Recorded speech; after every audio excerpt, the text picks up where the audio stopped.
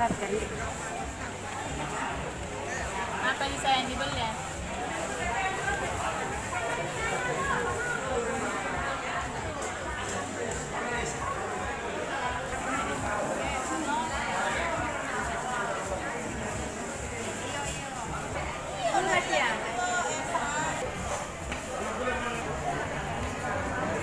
Ada harga sembako yang naik, Ibu.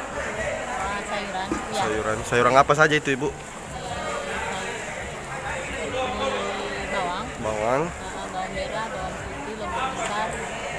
Dari harga biasa itu naik ke berapa, Ibu? Kalau ini biasanya kita beli dari 12.000. 20. Sekarang 20, Ibu. Kita beli kan. Kalau bawang putih sendiri, Bu? Bawang putih biasanya beli 20, sekarang 25. 25. Akibat kenaikan harga itu, Bu, apa-apa ya penyebabnya, Ibu? Karena kurang adanya pengiriman barang.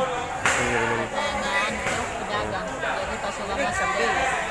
Menjelang pemilu ini, Bu, pemilu 2019, bagaimana pengunjung yang masuk di Pasar Karisa ini, Bu? Alhamdulillah biasa-biasa Biasa aja. aja. Mana ini? Tribun